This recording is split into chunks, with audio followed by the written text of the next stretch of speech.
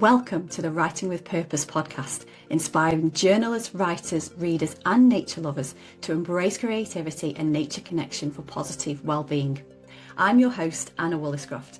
Join me for honest conversations with people who use writing, journaling and time in nature to find clarity, process life's experiences and live a more fulfilling life. Whether you're a seasoned writer, a curious beginner, or simply someone seeking a deeper connection to life, this podcast is for you. It's wonderful to have you here today. In today's episode, I'm talking with Julia D McGuinness, an author, poet and workshop facilitator who has spent years helping people find their footing on the page during life's most difficult seasons. We discuss Julia's latest book, Writing the Journeys We Never Wanted to Make, which certainly lives up to that title. We also talk about what writing can hold when words feel too small, why poetry goes where prose cannot, and how to begin, however uncertain you feel, with practical journaling exercises and ideas. I'm here today with Julia McGuinness, an author of 6 books, a poet, an ex-teacher and a workshop facilitator who guides people through the transformative power of poetry, journaling and creative writing. Julia's latest book, here we have a copy. Writing the Journeys We Never Wanted to Make offers a unique blend of therapeutic techniques and poetry-based prompts to help readers navigate life's difficult seasons through the written word. Today, we're going to explore what part journaling and poetry have played in Julia's life, dive into her beautiful new book, and discover how writing can become an anchor when we're facing the journeys we never wanted to make. Julia, welcome to the Writing with Purpose podcast. Thank you. Thank you for having me. You're more than welcome. I'm looking forward to diving into this because we were just talking before we hit the record button that this book is packed full of resources. It's a really, really good read for anybody, I think, that is new to journaling or using poetry as a therapeutic resource, or as even journaled for a long time, because there's so many different techniques in there and stages that you can come to it. Yes, and I think however long we've been journaling, there's always new things to try, and particularly some of the poems in the book that I've used have come from local poets around here, so they earn their place in the book as a poem, but they won't have been used before for writing from. So there'll be fresh material for experienced journalists too. Yeah, and you're from Chester, aren't you? Or near Chester? We were near Chester we're still near Chester. We used to live in Ellesmere Port in Cheshire, just one side out of Chester, for about 23 years. And last 3 years, we've hopped over the border into Harden in North Wales. My husband and I are so-called retired. We're still trying to work out what that is because we're still very busy and doing the things we love. Yeah, that's a great retirement, that is, doing more of the things that you love rather than seeing things as a chore. Yes, I had a little bit of a tangent moment then, thinking about, because you used to do some work with the Chester Cathedral, didn't you? And my partner bought me a book for Christmas. I perhaps should have bought it up, but it was from the Chester Writers Group, and there were some poems and some short extracts in there, and it was really, it just felt really nice to read something from a local person. Yes, yeah. Well, I was involved with Chester Cathedral as their second poet in residence from 2019 through COVID. I was a bit poet in exile, and just the other side of that. And I stepped back from that, but I am linked to the cathedral as a lay reader, lay minister. My licence is with them now, so I am based there on a Sunday, and one or two other things too. I sneakily get a chance to do more poetry things there now than I did when I was poet in residence, actually. Because we've got a super canon missioner who's very into arts and or their potential, so I get lots of opportunities to wave the poetry flag still. Yeah, oh, that's good. And it's a lovely cathedral as well. I've been around there a couple of times, and Christmas time they just seem to go all out with the decorations, and it's it is, and Chester itself is a very historic city and a nice place to It's lovely, visit. yeah. So anyway, we digress already. So let's do some quick fire round questions, Julia. What was the last book you read, and what resonated with you from it?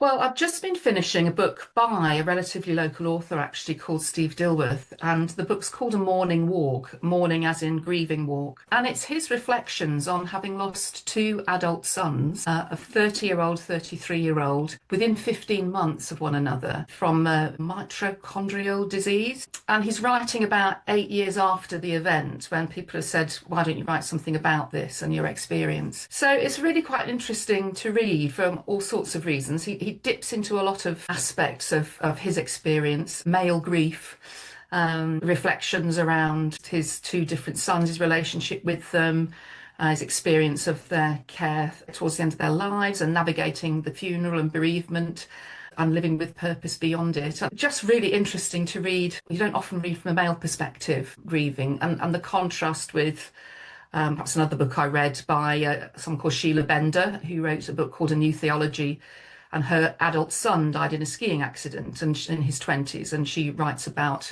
that. But there were some really interesting things, and a strange resonance from it for me, actually, was things people say to you and how you respond to them. So it's that casual conversational opener that people have is, have you got children? And he thinks, what do I say? Because I had two daughters, two sons, but the sons aren't here. It's just from the other side, it's just an ask for information. But actually, suddenly it hits something. And how does he answer that? And in my own way, I thought, yeah, that used to be a really difficult question for me. Because as you'll see from the book, we haven't been able to have children. That's been one of my difficult journeys. And that question, have you got children, which seems to be the first marker point of a kind of social conversation, suddenly throws into, oh, right, okay, where do we go with that? So that was a strange little resonance. And the other interesting thing that he said was this whole thing about not it being really an unexpected journey to lose a child. And he said, it's so much what we don't expect in life that we don't actually have a word in our language for it. We have orphan, for losing a parent. We have widow and widower.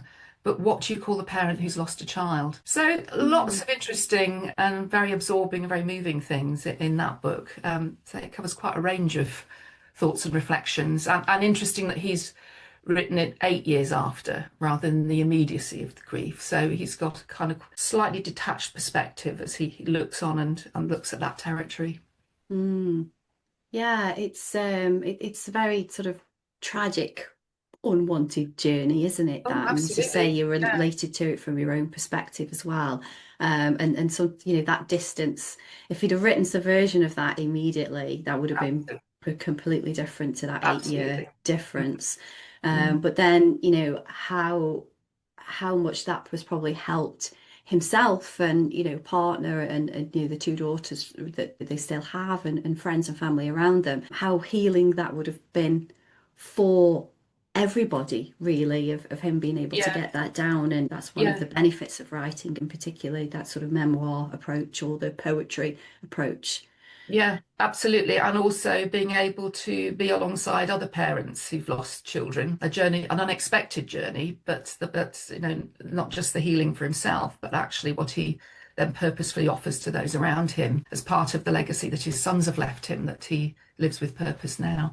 Yeah, it's a comfort almost for people that have experienced or are quite raw in experiencing something similar. Yeah, thank you for sharing that. What I usually do as well is I'll make a note of these things so that we can include them in the show notes, and then if anybody's listening that resonates, then they can go and look up Yeah. those two books as well. So thank you for sharing that. And then going back a little bit to childhood, what was your favourite childhood book, and can you see how maybe that shaped your relationship with words or storytelling or poetry, and you know how you've come to be so involved in words in your career and life?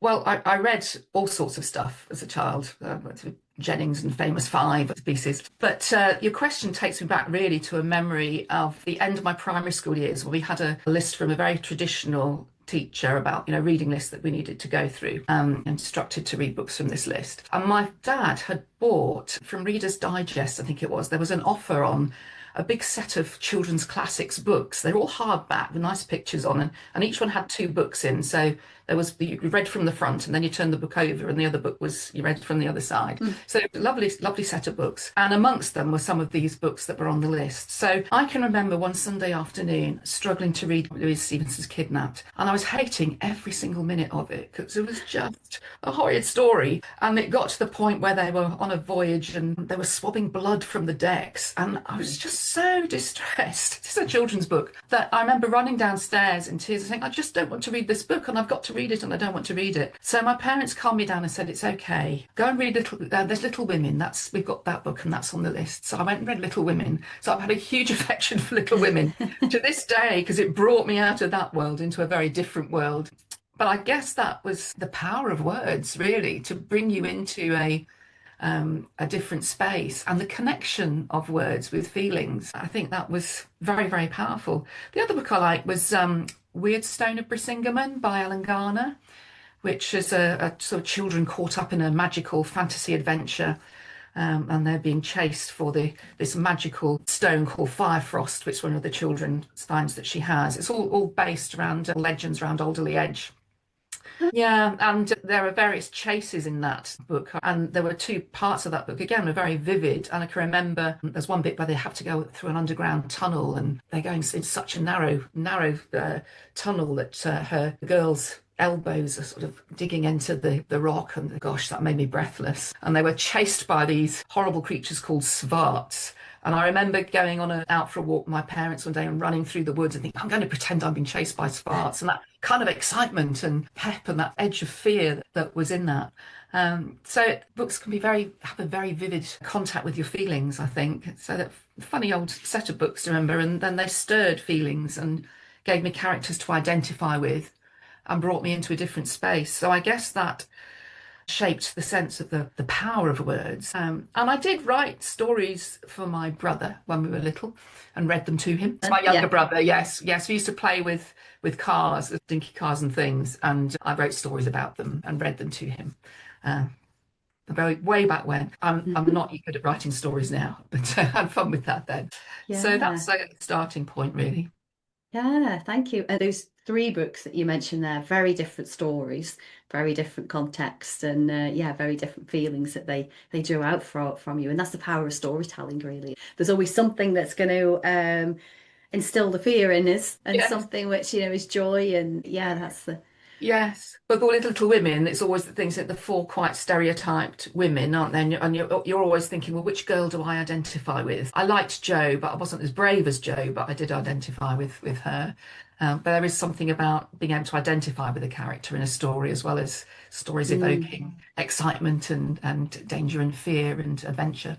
Yeah, definitely. And there's a couple of books that I've read recently from Daniel Aubrey. He lives in Scotland now, and he writes about the Orkney Isles. But he was from Kidsgrove, I think, originally, which is Staffordshire. And his character in there is a reporter, and there's the sort of undertones of neurodiversity and autism and that in this. And although I haven't been diagnosed, I don't think I have. I think a lot of us suffer from that sort because of how the world is and how digital it is and how everything is so fast paced. But I really related to the internal dialogue of that character as she was such in certain situations. And I thought, just to totally get this. And it does draw you into a book more so, doesn't it? But it's funny when you were talking about Kidnap then, immediately my mind went back to Lord of the Flies, because I really did not like that book and the context of it. And as you say, the blood and the violence and that, I really did not like it. And as a consequence, I think I did watch the film at one point, because in the 90s, I think there was a remake of a film. But even then, even though I was a bit older, I still couldn't really settle. Watership Down is another one, isn't it? That's supposed to be a child's film, but good grief. Yes. And Bambi at certain points. Yes, all the child's classics, terrorizing us in some way. Thanks for sharing that. My last question for sort of fire round, I was going to say, do you have a journaling practice? Which of course you'll have a journaling practice, because of half of your book is filled with the journaling exercises and things. What would you say from a journaling point of view is a day-to-day practice for you, and has it evolved over the years, would you say? I think I'm much more committed to it now as a regular practice than I used to be. Typically, I don't necessarily write in my journal every day. When I do, it's in the morning, before breakfast. And it may be a lengthy bit if there's a lot on my mind. It may just be fragments or just something that's occurred to me. So most days a week I would, but not every day.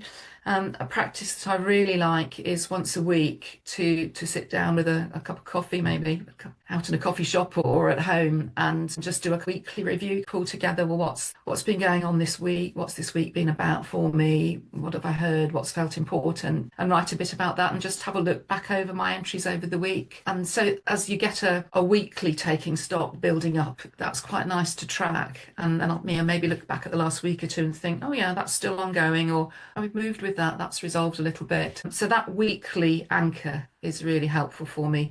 And between times, yeah, it's mainly mornings, and it can be a lot or a little. And the other way that it's changed over the years, I think, is when I started journaling, it was really pouring out feelings, and it was a container for things I couldn't say elsewhere. So that's really what it would be. What I've learned a bit more to do is first of all that it doesn't just have to be that. I can do all sorts of lists or bits and pieces, or be a bit creative in it. There are different techniques I can use. There's far more I can do in a journal than just take these screeds of how I feel. And also, what I wish I'd known earlier on is once you write a lot about what you feel, one of the really important exercises is to reread what you've written, look at what you notice about it, and write a note to self about what you want to take away from it. And in a way, I wish I'd done a little bit more of that earlier on, because it would have made some of that writing more useful than just getting my feelings out from there to there, which was really valuable, because I kept coming back to do it again and again, and it was sustaining. But I think I could have perhaps helped myself more by doing those other bits of an exercise as well. So it has developed. Yeah. And I think you've just in sort of the whistle tour there, you've explained how journaling doesn't have to be this set thing at a set time. You've got to do it every day. And I think there's a bit in your book as well where you refer to the fact that journaling is different from just putting things in a diary, because it's what's important to you. It's what's on your mind at the time, and the exploration of that. And then also picking out the 4 elements where a lot of people do just tend to pour out. But there's the reflection piece, and then the takeaway piece from that reflection piece, that it tends to be the bits that are forgotten, but are the bits that are most powerful. Yeah, absolutely. You can end up, and I have had things I write and I feel worse because I've written myself into this abyss, and you want to protect yourself a bit from that. So to set yourself maybe a time limit or a page limit, but ensure that you do read back over what you've written. Maybe not immediately, but that you do, and see what you can pull from that, so that it's taken you somewhere, so that you're writing through something rather than writing down into the pit. It's a big difference, really.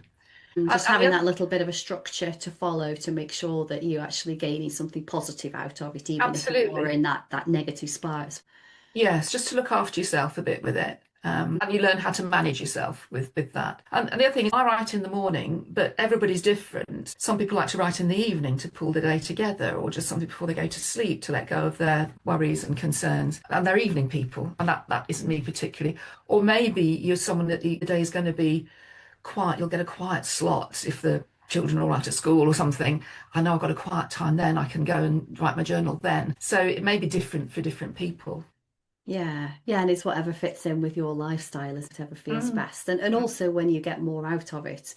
I tend to do a little bit in the morning, and I tend to do a little bit at night. Sometimes if I'm really stuck, if I'm having one of those days where I'm just feel stuck and fed up and mare, and I know when that comes, because it's not just in my head, my whole body feels it. So then sometimes I'll go into the bedroom, make myself that cup of coffee or a blanket sometimes as well. That's almost as vital for me. And then I'll pull a creativity card or an oracle card or something like that, and use that as a bit of an abstract prompt, if you like. And then I just free write with that and see what comes out of it. And then, as you've just explained, read that back again, write anything that stands out, what do I notice? And then takeaways that I can actually put something into action from it. Yeah. That's great you've got that as a prompt, because sometimes you can start writing with, I know there's something I'm unsettled about, but I don't quite know what it is. And writing can open that space where it comes out onto the page. And maybe that mix of it surprises you a bit, but you also recognize it. Gosh, I didn't know where that was. Oh, but what I did, that is on my mind. So I think your creativity card's just coming at an angle rather than trying to address it directly, or just writing a bit and seeing what happens, can release something that is there onto the page. And once it's on the page and you can see it, it's from in here to out there, and you can then begin to work with it and take it somewhere. But whilst it's stuck down here, you can't do anything with it. Yeah, yeah, exactly right. There was a part in your book where you were talking about caves and Yes. going into the caves to retreat and then going even further. You know, you didn't really want to go there, but you were still being drawn there. And I love that analogy or metaphors in nature because you can visualize something, but then there's so much deeper meaning to a visual description or a photograph, for example, that can just take you where you never even thought you might go. But yes, as you say, you kind of know it. It's just, Yes. it means more when you then start to bring it up and get it out. Yes. Yeah. Yeah, it's fascinating. How it works, yes. Because there's something actually say as a visual stimulus, or your cave picture is, it's, yeah, really, as I've used myself, but quite helpful, or you might even see something in nature, or there's just, yeah, a picture's caught your attention, or a phrase has caught your attention. And it's not caught your attention for nothing. I do something with trees sometimes, have pictures of trees, and say choose a tree that you know just catches your attention. And we write a little bit about describing the tree, observing, and then I think it might have been put in the book. What's that? Give that tree a voice. What's it saying to you? And that can release something because somehow people have unconsciously been drawn to that tree. They didn't quite know why, and they identify it with it, or it's got something that it's touching, connecting with inside in some way. And writing releases that connection. There's out here and in here. And then once you get your pen going, suddenly that connection fuses and you see what's going on. Yeah. So the images, as you say, or nature can provoke that connection because they're beyond words sometimes, actually, because it's an image. Yeah, yeah, definitely. And I think that's one of the beauty as well of you mentioned that connection of putting the pen to paper. It slows you down as well, you know, typing. Admittedly, some people prefer typing for certain reasons, and you know, they're not going to pick up a pen and put that to paper. But there is something about that slowing down and almost allowing that to percolate a little bit and come out. I do find that when I write things down with pen, it resonates a lot more than if I'm typing on the computer. I was just been reading a fascinating book called The Art of Slow Writing by Louise de Salvo, and she's talking about, you know, slowing up and not feeling got to go at everything quickly. And I found that very helpful because sometimes with the free writing approach, they look, just keep writing, keep writing, keep writing, don't stop. And she's saying, no, you don't have to, you can slow it down, just as you're saying. And she was talking about the way she's written books, and she's saying that she's written some books in the era before computers, where she would type something on a typewriter, you know, write out a handwritten draft, and then you know retype that up, and it sounded a really long way around. But she said, do you know what? She said, I've written recent books on the computer, and the ones that I've written by hand drafting, typing, correcting, by hand retyping, she said those went quicker than the ones I typed on the computer. And she said, what I think it is that because we're on a computer, everything can be very provisional. You think, oh, right, that I can change it around. So it takes us longer to make those big decisions about what we're writing. Whereas when you're actually drafting and then typing, you've really got to think, is this what I really want before you get there? So it, in that sense, wastes less time, even though it appears slower. Yeah. So I think, Yeah. as you say, the slow writing where we just let the right words come up rather than being fast and furious has a value to it as well. Yeah, definitely. And again, the exploration comes in here, play about with those different methods and see what works best. Yeah, You. exactly. Yes, yes. Yeah, yeah, great. So take us back to your earliest memory of writing or poetry, Julia. You mentioned that you used to write some stories for your brother, but is there a moment when you realised that words actually help to navigate the difficult times as opposed to perhaps writing just being a joy for you? Right. Well, I've got two really key writing memories from my teens, really. One is that I used to write not very good stories at school in English, and English hadn't quite taken off for me. And then I don't know where it came from, but we had an exercise to do. And I wrote this thing about imagining I was smoke and wrote about being smoke. And it was probably the most imaginative thing I'd done. And I got a really good mark for it. And somehow just that encouraged me to, whoa, words have got all sorts of potential. And I really began to move into loving writing in English a lot at that point. It was a huge turning point. And I don't know where that piece came from, because it was, something I'd never written the like of it before, but it got me over an obstacle really with writing, and freed things up. And the other thing I was thinking about, the first use of writing with a real difficult incident, was as a sixth former. I studied music as one of my A levels, and they took us up to London from Epsom, where we were at school, to a performance bar, a morning run by someone called David Munro. I don't know if you've ever heard of him. Way back when he was an early music expert, and I loved Elizabethan music and dances, and he ran an early music consort. I've got a vinyl of his, and he was fantastically young, dynamic musical expert, and he did this morning at the Royal Festival Hall for schools, and the festival was packed out, and he was brilliant. He got his musicians there, but he could turn his hand to any musical instrument, and he'd been off to South America and played the pipes and all sorts of different strange instruments he got, and he brought them back, and he was showing them to us and how they worked, and then they'd play a little bit, and it was really inspiring, really dynamic, fantastic. A few months later, I heard that he committed suicide, age 33. And I was just looking back at the facts of it, actually thinking about today, and it's actually on my birthday on the 15th of May. I'm not sure if I even knew that then.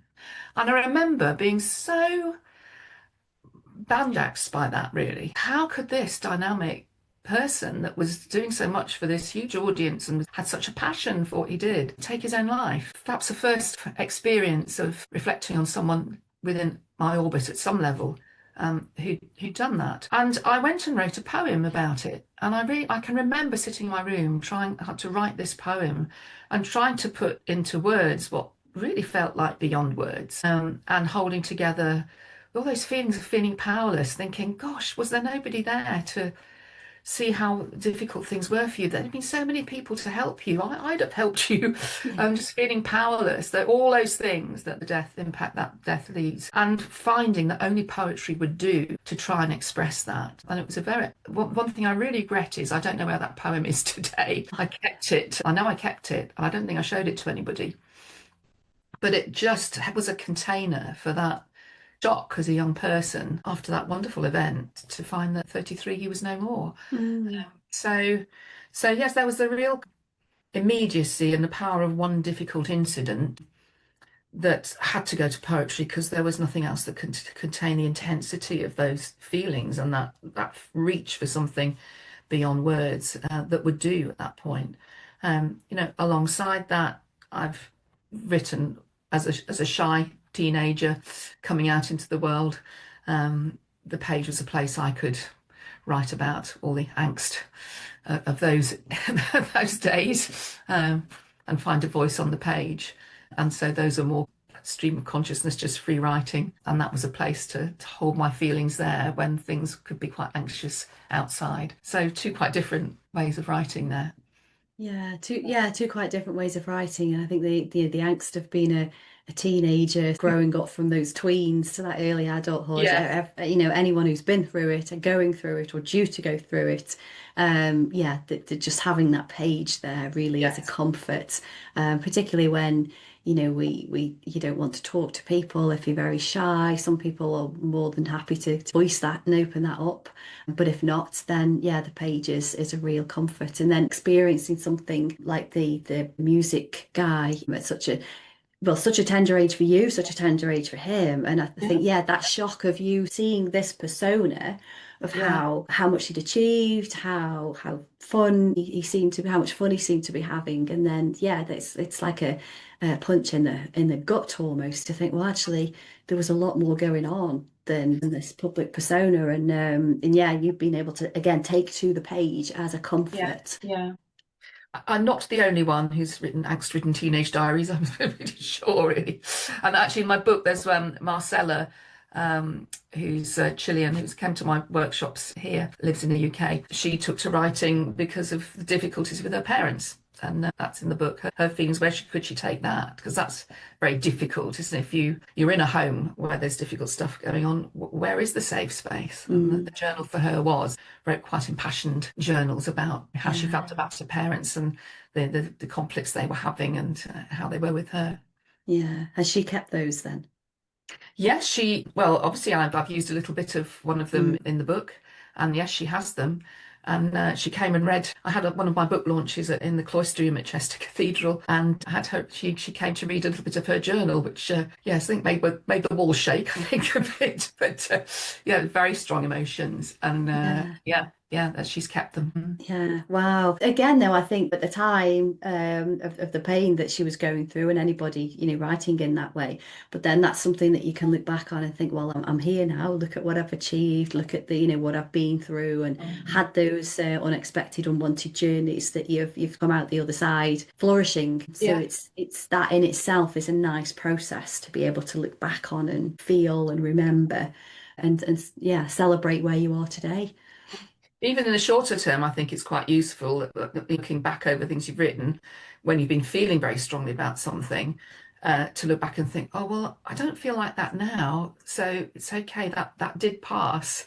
So it can be quite helpful to see, as you say, that I'm in a different place now from where I was then. Because it feels so real at the time, doesn't it? It feels like all, especially if you're young, it feels Yeah. like it's all there is. But to say, actually, that I can come through this, there's a place the other side. Yeah, it is a bit like a tunnel, really. You've got to go through to the other end.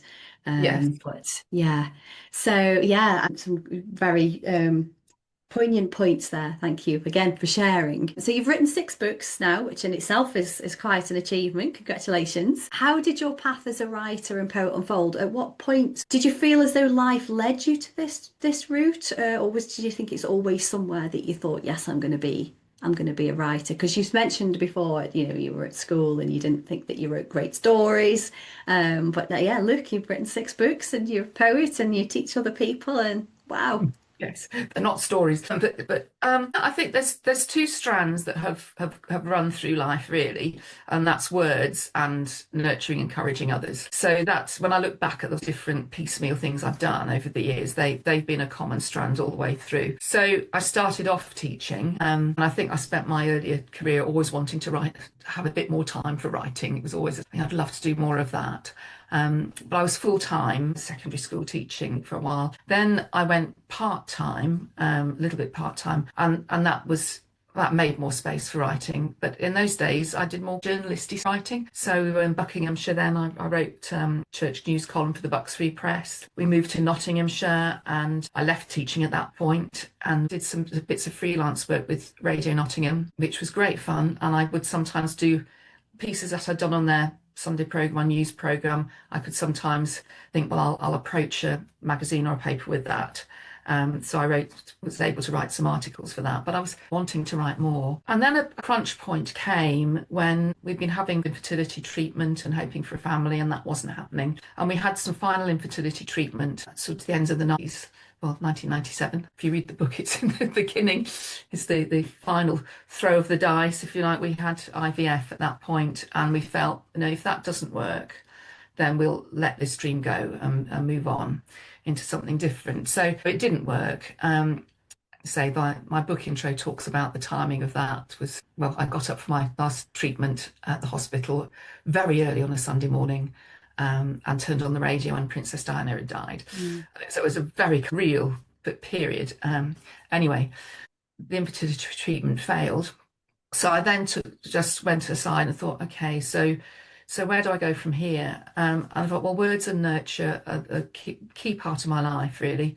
So I will go and train as a therapeutic counsellor on the one side, and I will also now pull back a bit from the radio and commit to writing. And it was lovely that Radio Nottingham, again, was feeling that was a bit of a time to part company anyway, because they're having a bit of a reshuffle. But it was around about the millennium time, and there was a big BBC local radio project called the Millennium Oral History Project, where they were interviewing from local stations all over the country, cohorts of different people from their area, just gathering together life at the millennium in different areas. And so they got lots and lots of interviews that made lots and lots of programs all over the country. And a lot of the interviews then have gone to the British Library, British Museum. They are being archived. And out of it, several stations said, well, we want to do some books from that. So it wasn't actually a book I wrote, but they put me onto that as a first book project. And it became Voices of Nottinghamshire. And it was selecting extracts from all these interviews and forming them into themes and finding photographs to go with them, which was quite a task. And it became one of these sort of local history books. So that was my first time I had my name on a book cover. And so things went from there, really. Fast forward, we moved across to Cheshire shortly after I was finishing my counselling training. And so I was counselling and I was doing some writing articles and I was trying to write some book proposals.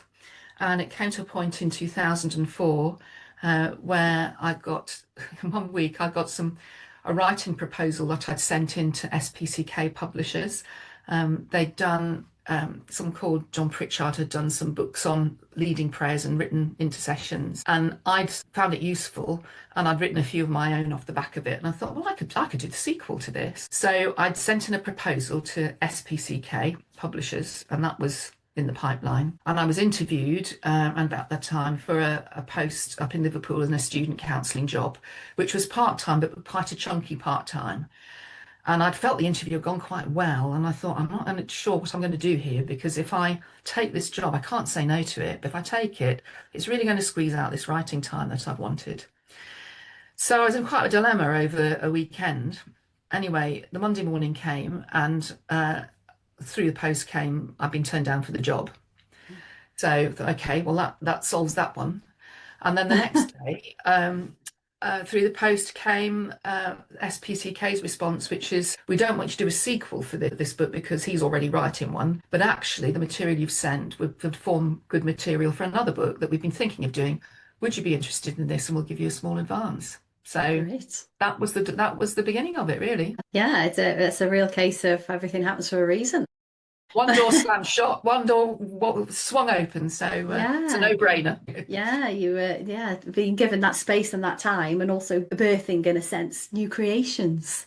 Yes, yes. And as I say in the book, one of the helpful things about moving through the infertility journey was interviewing, actually for a piece for the Church Times, on a Mortal Life, a charity that helps people live beyond infertility and live purposeful lives. Interviewing a psychotherapist for that, she said, no, she couldn't have children, but she counselled adolescent boys. And she said people have creative parenting energy in their lives. For many, that goes into physical children. But there are other ways of parenting and other ways your creative energy can go another way. And I found that completely liberating, because pick up on your word, I can birth other things. I can help with counselling, reparent, if you like, to help pick up some of the things that people have gone awry with in parenting first time round. So, there's a positive creative outflow, which is just in a different direction from what I'd planned. And it's not better or worse, it's just different. It's not a compensation,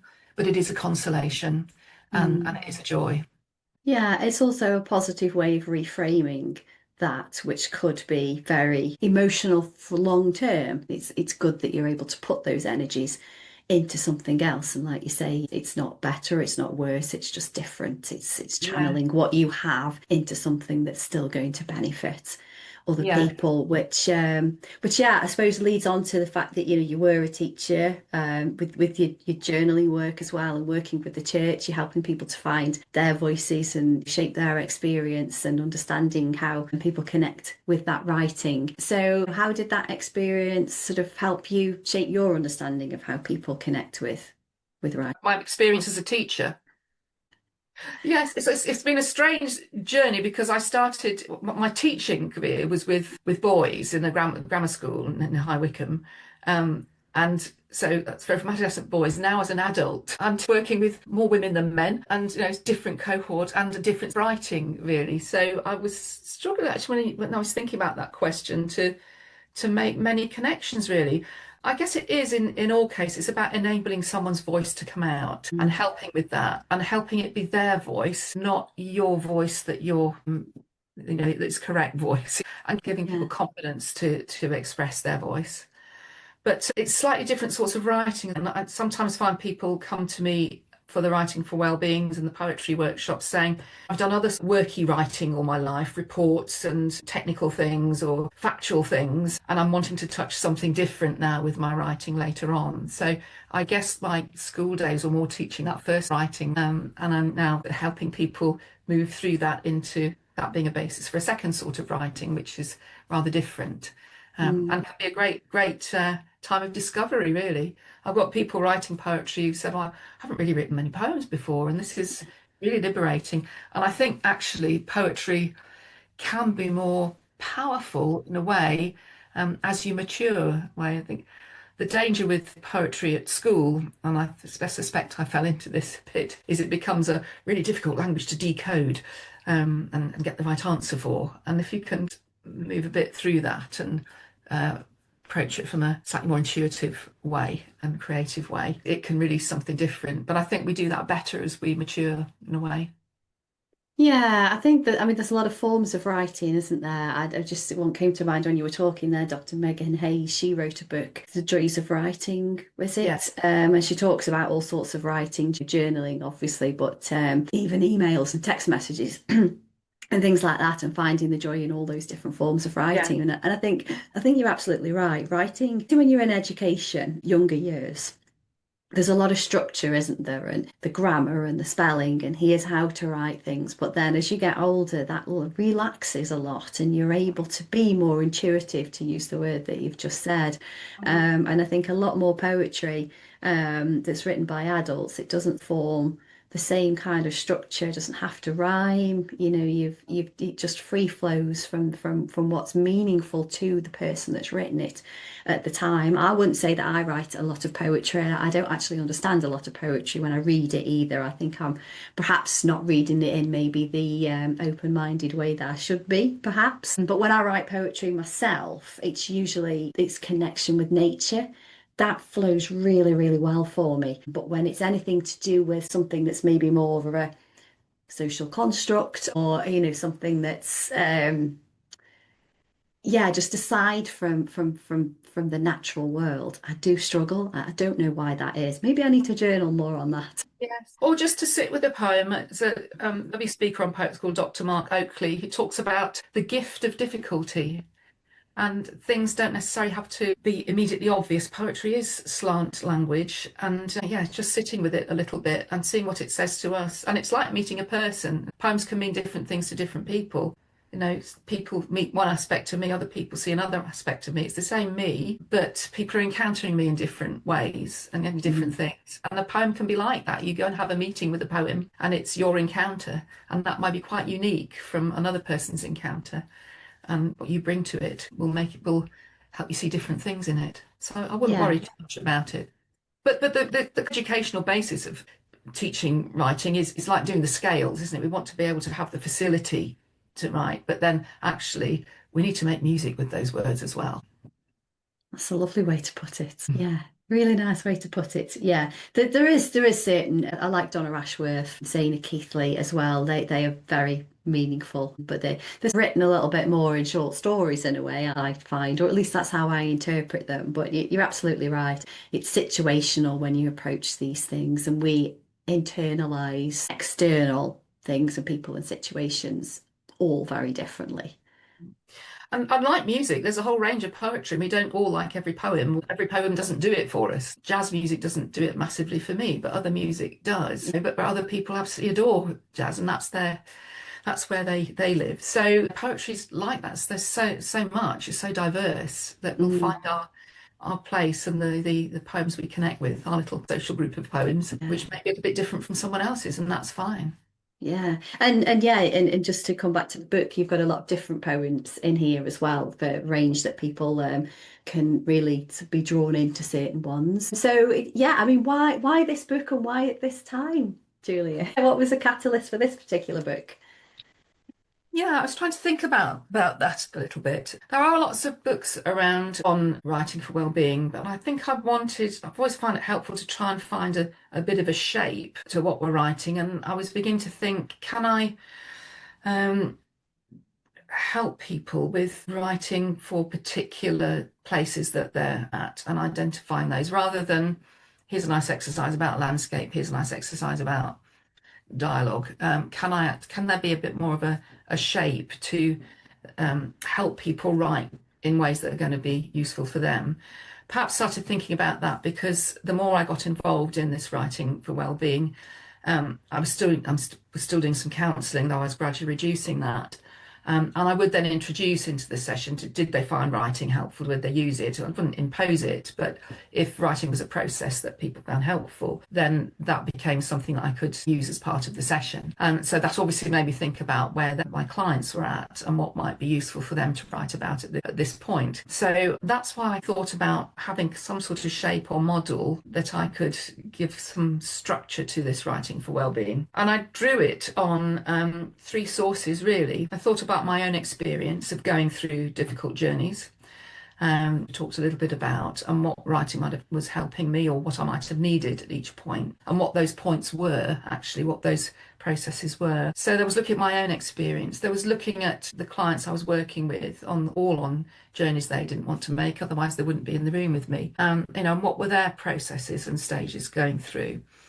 And then I was looking around at existing models of journeys on two sides, really. One side was sort of journeys of very specifically of loss and bereavement. So there are various bereavement models for stages you go through, the most famous being the Kubler-Ross 5 stages of grieving, which is now supplemented by a sixth with someone she worked with called David Kessler, which is finding meaning through all of this. Someone called Strobe and Schutt, who did a dual process model of loss, which is that on one side we're mourning our losses and the other side we're building a new life structure. And those two processes go in parallel and we don't have to do them equally, but they both need to be there. So I found that quite a helpful model. And then there's someone called Joseph Campbell, the mythologist, who analysed a lot of myths and adventures and looked at common patterns of heroic journeys. And he has got this, they've done a lot of work in this area called the hero's journey, which the hero hears the call and the challenge, resists, and then goes into the unknown and meets challenges and gets resourced and all this stuff. So that isn't a journey of loss, that's a chosen journey, whereas the bereavement journey obviously is very much unchosen. But I felt all of those were in the mix. So it was a whole melting pot of stuff that led to me developing an understanding for myself of different, what I started off as calling stages of a journey, and they do go through in the book. But actually, when I began to talk with people and do a bit of research online in various forums and talk with people I was working with around this, became processes in that, we don't often always go in a linear, nice, neat route through.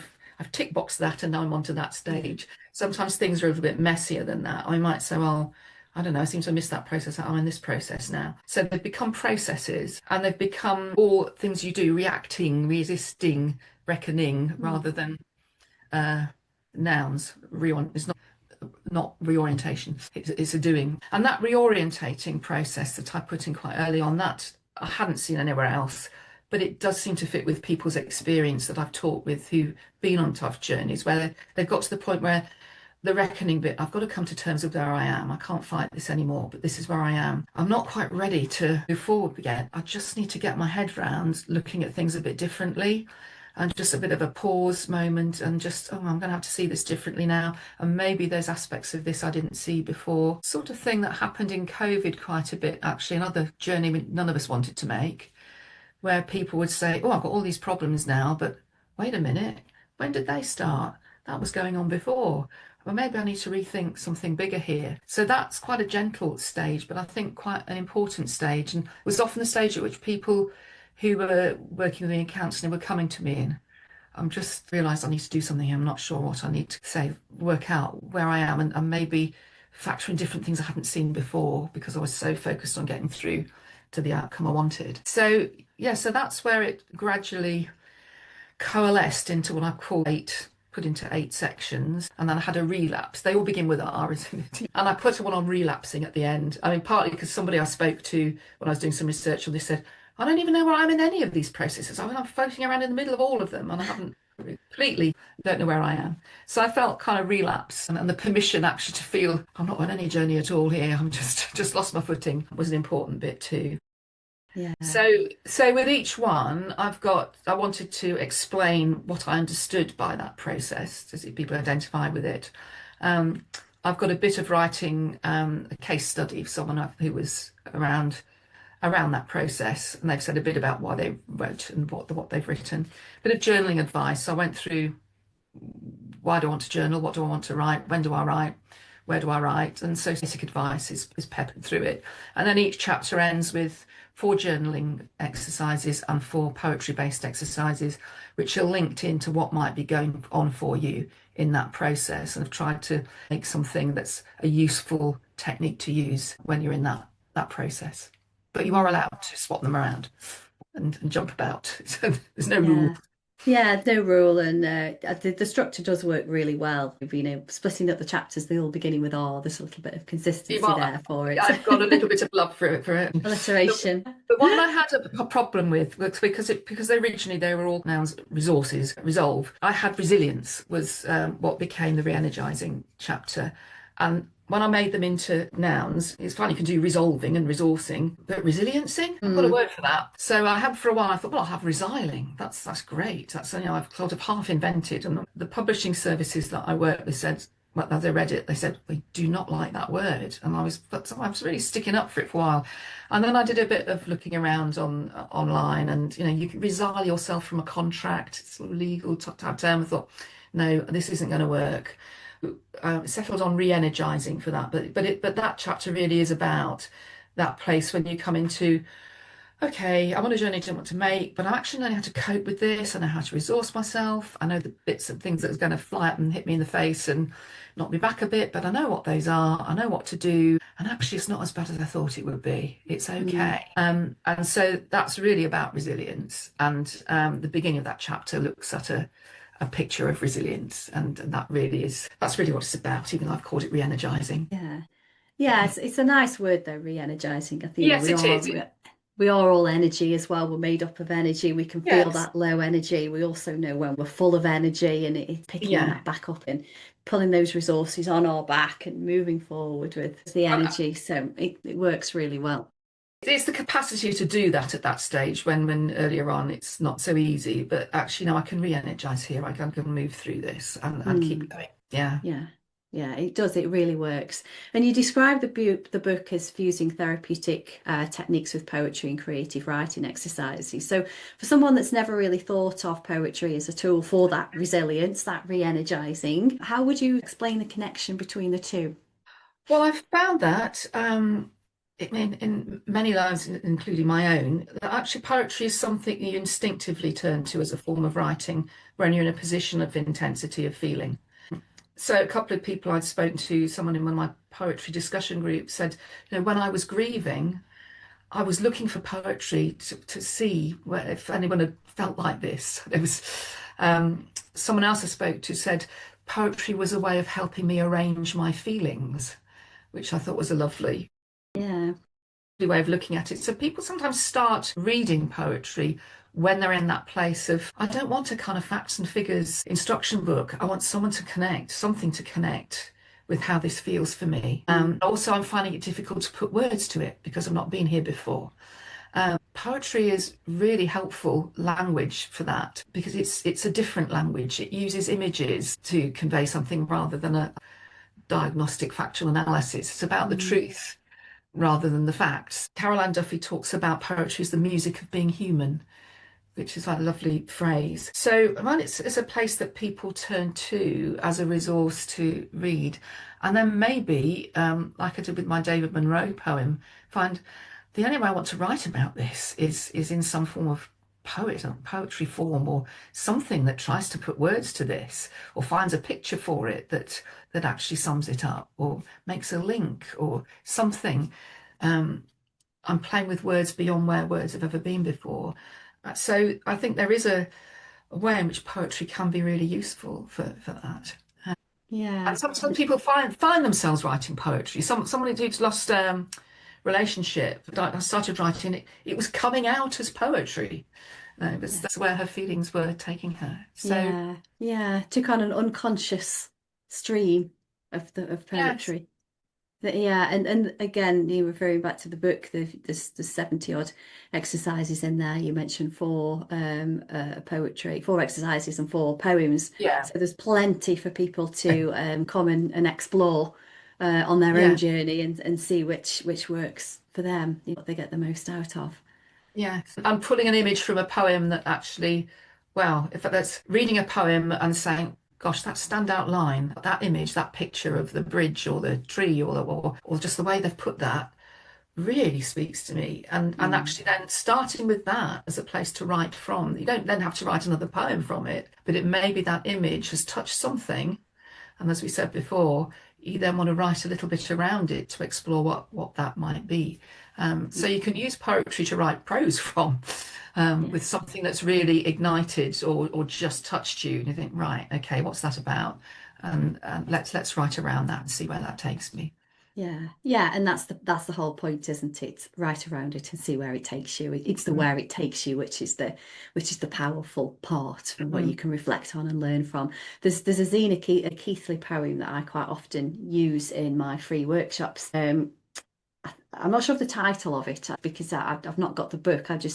She shares a lot on her Instagram profile, and it's always very powerful for most people. And I always get, usually 9 times out of 10, someone says, "Oh, that brought me to tears," because it talks about where you are now and you're ready and you trust yourself. Really, you've got what you need inside, and those sort of words can be very powerful in certain situations. And you realize that you've got everything that you need inside already. It's just a matter of finding it, finding a way in, or finding a way to get it out. Yes, Yeah, yes. Sometimes we yeah. go looking for what we have already, don't we? We do, yeah, or wanting the next best thing when we've actually got Yeah. something already there. But yeah, as I said before, it's quite situational with some people. So you talked about your own unwanted journeys and lived experience, and it's nice to sort of see that in the book, and you come back to it throughout all of the chapters. So I think as a reader, you really get to know you as well, understand why you've written that book, and having other people's journeys in there as well. Is you can relate to, and even if you can't relate to them, there's a level of understanding there, I think, that people can take away from.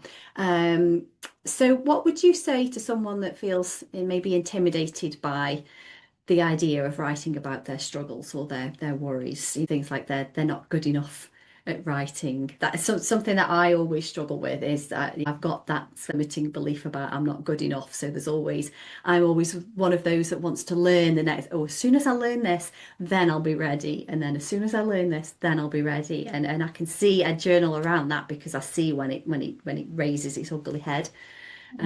So yeah, what would you say to someone that perhaps feels intimidated by putting pen to paper? Mm, yes, well, I always call my courses NTP courses for this, which is nothing to prove. No, it's not a qualification. And I suppose I would start with having to let go of some of the perhaps things that we have learned at school. So she is a former teacher, which is, I've got to do something correct and right, and it's like an essay, and it's got to meet a standard. We have to let go a little bit of that, because this is about writing as a process that's going to help us. So, who are you writing for? You're writing primarily in journaling for yourself, to help yourself along the way. And your eyes may be the only eyes that ever see that piece of writing. So, as long as it's working for you, that's all that matters. You haven't got a standard that you've got to come up to. So that's one thing to kind of let go of. And just to see writing as a process rather than an achievement and a product. So that can help. And I think to start small, really, don't have to fill a whole page with prose. You can just write some fragments. You can just start with one of my favourite exercises is, which I know I've picked up from somewhere, is writing into the heart of the day. Just think about over today, what's the one thing that's been a standout moment for me? I'm not writing a diary where I've got to write a log of everything. A journal is what I want it to be, and it can be just a really short entry. And maybe somebody said something kind that you want to make note of. Maybe you just want to jot down something that you feel grateful for today. Maybe something really wound you up today and you want to talk about that. Maybe you saw a beautiful sunset. Maybe there's a really lovely conversation you had with somebody. You got the washing machine to work and you're feeling great. Just what's been a standout moment of the day. And it's usually linked with some form of emotion, actually. And quite often it's something that you didn't plan. And just to write a few sentences on that, the heart of the day for a few days, and at the end of the week, track back, and you may find it's the same sort of thing that happens. Or maybe this is something that was really good and I could make that happen again, or there's a theme happening here. It's just a nice place to start. I had a client once who was at quite a transition point of redundancy, early retirement, and a bit taken him by surprise. And it unsettled a lot of things for him. And he was saying, like, I'm feeling more reflective. I really want to write something, but I don't know what to write. And then we talked about, well, what things have you noticed in a day? What struck you? What have you read that's interesting? Just as I say, what's been the heart of your day? You have actually got something you can just start with and put some words on the page just simply that begins to help you track some sort of a journey. So yeah, don't worry about standards, because who you're writing for, it's you. As long as you can read it, it doesn't have to be read. In fact, good idea if it's not read by anybody else. And start small. Write as you can and not as you can't. And you learn as you go along. Sometimes I'll just write a little bit on that. And they think, oh, I want to write a bit more now. And it opens the door a little bit. Or no, that's enough and that's fine. But you learn as you go. Then you've got enough to start with.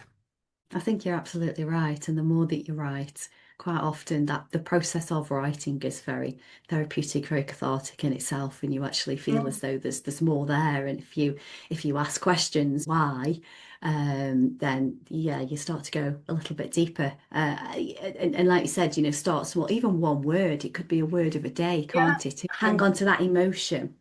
I like Yes. that, identifying the emotion that's coming Yeah. out of it. One Yeah. word, one sentence, when you feel like it. Doesn't have to be every day. And then learn Yeah. as you go and expand from there if it Yeah. feels right for you. Yeah. Yeah. And again, lots of exercises in the book for people to start from somewhere. So we've touched a little bit about me saying I love the outdoors. You talked about the trees with some of the exercises there. Quite a lot of the listeners to this podcast are all outdoors people. They have good connection with outdoors. So does nature play a role in your writing, Julia, or perhaps in some of the approaches that you share? Yes, I mean, I haven't put it front and center as a conscious focus, but it percolates right through the book, really. And notice how a lot of the poems reference the natural world, natural imagery. And yes, I've suggested, I think, in one place about going out on an attentive walk, going out and looking what's around you and what do you notice, what do you see, and coming back and writing about that, and maybe that pathway or tree or whatever has made a connection with you, going out and noticing and making that connection, using it as an image. So it's there, and I think it's a really important strand in any kind of writing for well-being, the therapeutic nature of the natural world and how images from it and what we see in it can actually inform, encourage, and enlighten us.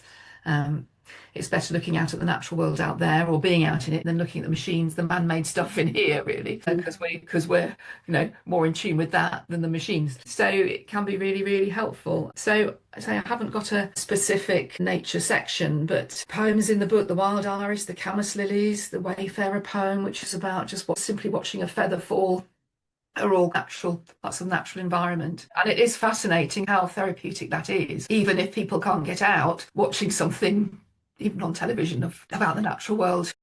Yeah. It has therapeutic effects, so it's really important. Yeah, there's been studies about that, hasn't there? People actually going out in nature and then people watching the same sort of nature scenes on screen. Yeah, I mean, I think biologically we're very connected to nature. We are organic. So there's always going to be that innate connection there.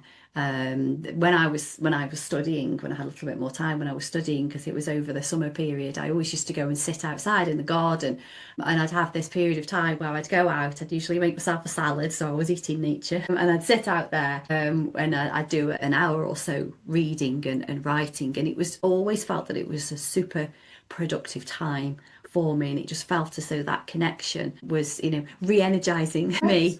Yeah. And yeah, that's being in that environment is very helpful for me. You mentioned at the start about sometimes going out into a coffee shop with your journal. When you do Yes. that reflection time, it's finding those environments that helps us to bring out what needs to be brought out really at the time. Yeah, changing location can shift something sometimes if we are getting stuck with writing, go and write in a different place. So in the book, one of my case studies always went down to write by the sea when she was going Mm. through difficult times. She's written a bit about that and a poem that she wrote there, and sometimes written in the sand. Something Oh, she wanted to let right. go of. Yeah, And she'd actually get a stick or something some and bits she's written, yeah, I think that might, yeah, sometimes written in the sand. that's a good Mm, idea. Yeah, that's mm, a really good idea. You could do that in yeah, sand, in mud. There was a technique that I was reading about writing it just with your finger like this. Again, yeah, another way to read that's even slower than writing on paper, isn't it? To write the word and that in the yes. air. So, Yes, and that also bypasses, you're so absorbed in that, that bypasses that little inner critic that sits and says, oh, that writing's not good enough. You yeah. have to kind of get below that. And if you're doing something, writing with the finger or something, or your other hand, it kind of bypasses that very sensible, critical bit that sits there and senses everything that's going out. You need to Mm. find ways of getting past that a bit. Yeah, I never thought about that because, stream of consciousness writing, when you get into that, that sort of bypasses the inner critic, Yes, doesn't it? Because you're yeah, writing so quickly. But for some people, that they can't do that, and it yeah, seems like too much of a big hurdle to jump over. So that would yeah. be a good exercise for Mm. people that are in that situation, just to get your finger out and get your finger Literally, out, yeah. literally as well as metaphorically. So, as we wrap up, then, Julia, what's one piece of advice or insight you'd love listeners to take away from our conversation today? Maybe something they could hold on to or try for themselves.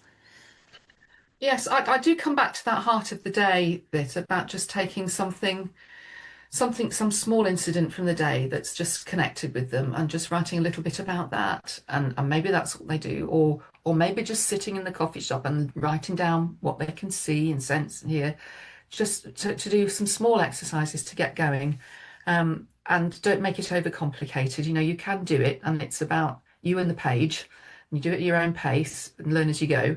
But just the three maxims really: keep it simple, keep it real, just what we really want to do, and keep it up.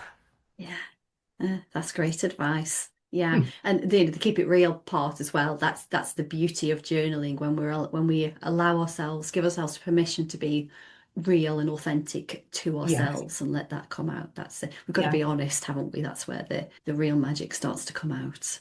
Yeah. Just give yourself permission to write as you can, not as you can't, to write as you are, not as you aren't.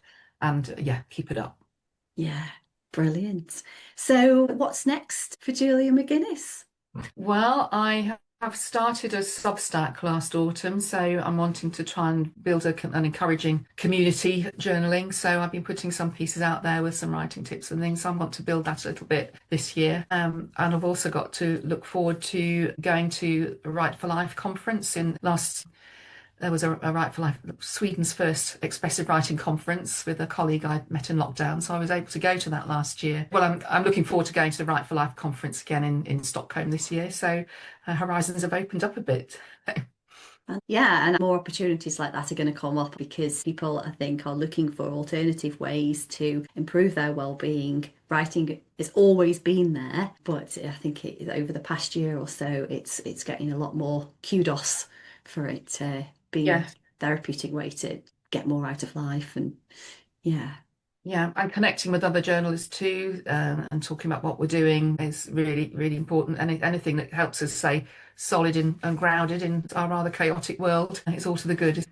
It most certainly is. Well, it's been absolutely fantastic to talk to you this morning, Julia. Thank you so much for your time. Thank you for writing your incredible books, and in particular this one. I shall include links for people to connect with you in the show notes. Is there a better way? Is there a best way for people to connect with you? Is it the Substack or maybe on your website?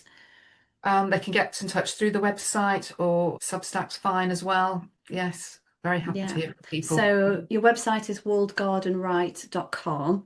Yes. Is Substack the same name? No, Julia McGuinness. Well, I was probably ought to change it. It's Julia McGuinness, the Substack. Writing Our Journeys is what I've called that one, actually. Writing Our Journeys. You can Google my name for Julia McGuinness Substack, but the actual one's called Writing Our Journeys. Perfect. Well, yeah, I'll include all those in the show notes. But yeah, thank you very much for your time. It's been wonderful to talk to you. And to you too. Thank you. Thank you so much for tuning in. I hope you enjoyed today's conversation. If you'd like to continue your journaling journey with me, I hold in-person journaling circles across Staffordshire and Cheshire and a range of online workshops throughout the year. You're also warmly invited to join the Journaling Nook, my online monthly membership for £25. This includes 2 live journaling circles per month, weekly writing prompts and a monthly guest workshop. Visit writingwithpurpose.co.uk for details on all of these, including a free PDF journal planner download. All the details are also in the show notes.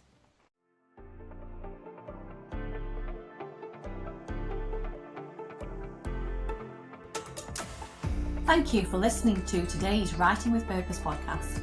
Having conversations with fellow writers or adventure enthusiasts brings 2 of my biggest loves in life together, writing and nature connection.